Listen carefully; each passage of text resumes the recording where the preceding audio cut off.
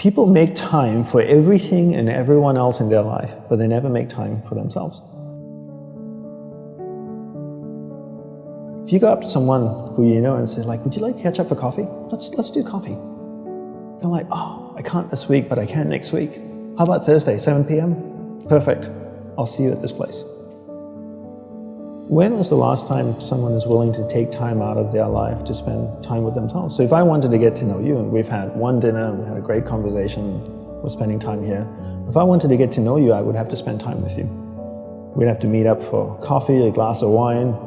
If I really want to get to know you, maybe we meet up once a week. Every Friday night we go out for a glass of wine, we chat for a couple of hours. After a year, I'd get to know you really well, you'd get to know me really well. But it requires me spending time with you. So if you want to get to know yourself, you need to spend time with yourself. But in a way that you can inquire, right? So people say to me things like, oh, I walk my dog in the park, that's my time with myself. And you're like, no, it's not. That's you walking the dog. People go like, oh, I go for a jog, that's my alone time. No, that's you jogging, avoiding traffic, watching where you're stepping so you don't trip and fall over. Spending time with yourself is sitting down, closing your eyes, not interacting with the outside world, and actually going inside and having that conversation. The same conversation I would have with you and say like, hey Brian, so where did you grow up? You know, you said California, do you like to surf? No? Hate the water, love the water? Tell me, right? And people don't have that conversation, and because they don't have that conversation with themselves, they don't end up knowing what they want in life. Because they don't know what they want in life, they can't focus that finite amount of energy, and then they don't live a lifestyle that brings them happiness, and most people end up being unhappy. A couple of things I would say. One is simplify your life. Everybody's so busy.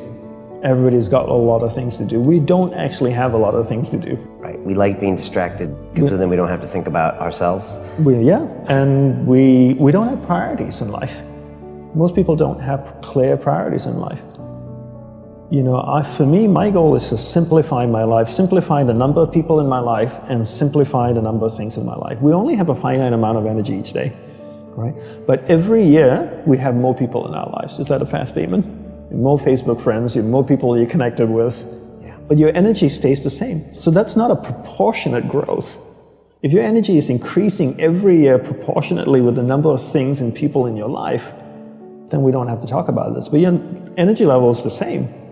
But the amount of people and things in your life are growing almost exponentially. So whereas that doesn't work. So for me, it's always about simplifying first the people and things into your life, into who and what's most important, taking that finite energy that you have each day and focusing. Second step is learning how to focus and concentrate that finite amount of energy into the people and things that truly matter. Now you start to create a lifestyle that you actually love because you're invested into people and things that matter, and the byproduct of that is happiness.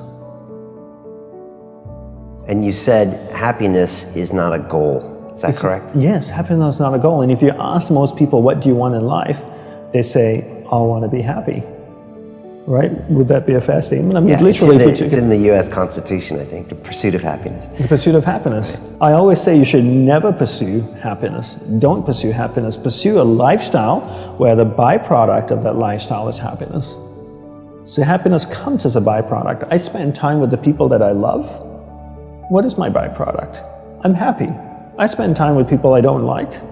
I'm not happy. So don't pursue happiness. Pursue a lifestyle that gives happiness. But in order to pursue that lifestyle, you need to be clear what you want in life. What's your purpose in life? And people don't know this because they don't spend any time with themselves. People think that the more you meditate, the better it is. So 20 minutes of meditation is not as great as 3 hours of meditation. And it's actually not how we work. For us, we believed in quality as opposed to quantity. We spent the whole day preparing to meditate. What comes before meditation? Concentration. Concentration comes before meditation. So you need to learn how to concentrate in order to meditate. And we believe that you can't meditate if you can't concentrate. So we spend the whole day focusing on concentration. So when I spoke with someone in the monastery, I spoke with another monk, I gave them my undivided attention. When I worked on my laptop, I focused on working on my laptop. When I swept the sidewalk, I focused on sweeping the sidewalk. So throughout the day, I'm practicing concentration. Now when I go to sit down to meditate, I'm really focused, and I can have a dynamic meditation session. And I always use the simple analogy of, take Usain Bolt, for example, the sprinter, right? I don't know much about him except he won 3 gold medals, fastest man on earth from Jamaica. I can make an assumption, and tell me if I'm wrong, that his whole day is structured. That he eats the right kinds of food and drinks the right amount of water. He goes to the gym. If you look at the boy, he's ripped, right? Probably works out, runs every day, I'm sure, sprints, does all kinds of things. But his whole day is preparing him for 9.57 seconds or whatever it is his world record is, not the other way around. And people come up to me all the time, Brian, and they say, Dhanapani, I'm so stressed out, I've got so much happening in my life. Do you think if I meditate for 5 minutes in the morning, it'll help my whole day? I'm going like, well, what are you doing the remaining 23 hours and 55 minutes? That's what I want to know. Because if you try to meditate for 5 minutes in the morning and the rest of the day you just live a chaotic life, that's not, it's a good start, but it's not really helping you. It's like eating a carrot in the morning and then eating hamburgers and fries all day and hoping to have a healthy diet. You have to understand that your whole day, your lifestyle is what's going to support your meditation practice at the start, and then your meditation practice grows, and then it turns around and supports your lifestyle. But not the other way around. You don't create a meditation practice to support your lifestyle. You create a lifestyle first, meditation second.